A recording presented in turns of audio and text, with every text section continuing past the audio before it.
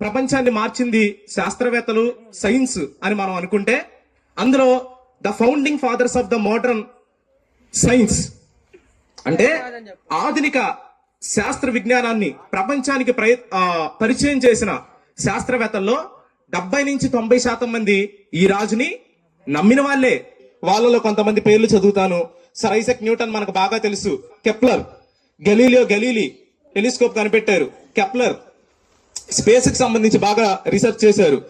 బ్లైజ్ pascal, Robert boil, Michael Faraday, వీళ్ళందరూ క్రీస్తుని నమ్మినోళ్ళు, ప్రపంచాన్ని మార్చినోళ్ళు శాస్త్ర సాంకేతికతతో. అంతేకాదు క్రీస్తుని నమ్మినోళ్ళు 60 నుంచి 65% మంది నోబెల్ అవార్డు గ్రహీతలు అందరూ కూడా క్రీస్తుని నమ్మినోళ్లే. ఈ రోజు వాళ్ళు కనిపెట్టిన ప్రిన్సిపల్స్ ని మన పిల్లలు చదువుకుంటున్నాం బుక్స్ లో. వాళ్ళు రాసిన వాటికి అంత ప్రాముఖ్యతనిస్తే మరి వాళ్ళు నమ్మిన దానికి మనం ఎంత ప్రాముఖ్యతనివ్వాలి? ప్రపంచంలో నెంబర్ 1 ఇన్ఫ్లుయెన్సర్ అని మీరు ఇప్పుడైనా గూగుల్లో కొట్టి చూడండి. ఎవరు ఆ నెంబర్ 1 ఇన్ఫ్లుయెన్సర్? అంటే ఇన్ఫ్లుయెన్సర్ అంటే ప్రభావితం చేసిన వ్యక్తి. ప్రపంచాన్ని అత్యధికంగా ప్రభావితం చేసిన వ్యక్తుల్లో మొట్టమొదటి స్థానం ఎవరిదో తెలుసా? ఎవరిది? ఈ రాజుదే. ఎలాంటి వ్యక్తుల్ని ప్రభావితం చేశాడో తెలుసా? ఈయన మనకి నేషనల్ మూవ్మెంట్ తీసుకొచ్చిన మనం గాంధీజీ గారు అని పిలుస్తున్నాం. ఆయన్ని ప్రభావితం చేశారు. వెస్ట్రన్ వరల్డ్ కి ఇండియన్ ఫిలాసఫీ పరిచయం చేసిన స్వామి వివేకానంద, ఆయన్ని కూడా ఈయన ప్రభావితం చేశారు.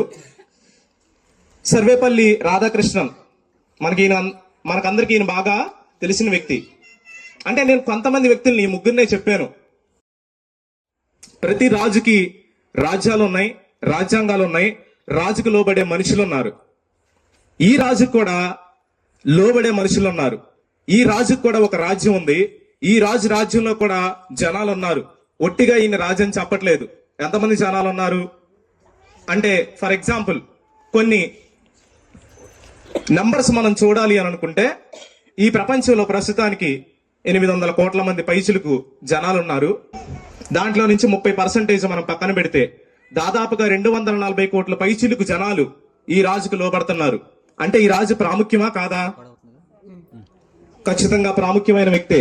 240 కోట్ల మంది ఈ రాజుని ఫాలో అవుతున్నారు అని అంటే ఖచ్చితంగా ప్రాముఖ్యమైన వ్యక్తే. ఇంకో విషయం తెలుసా? ఈ రాజు పుట్టి 2025 సంవత్సరాలైంది. అప్పటి నుంచి ఇప్పటి వరకు దాదాపుగా 600 నుంచి 800 కోట్ల మంది క్రైస్తవులు ఉండుండొచ్చు అనేది అంచనా. అంటే క్రైస్తవులు అని అంటే క్రీస్తుకి లోబడే వాళ్ళు. అంటే 800 కోట్ల మంది ఈయన మాటకి లోబడుతున్నారు అని అంటే ఈయన ప్రాముఖ్యమైన వ్యక్తే కాదా? ఖచ్చితంగా ప్రాముఖ్యమైన వ్యక్తే. చెప్పట్లేదు. ఇంతే మాత్రం కాదు, మనం చిన్నప్పటి నుంచి చరిత్ర చదువుకుంటాం.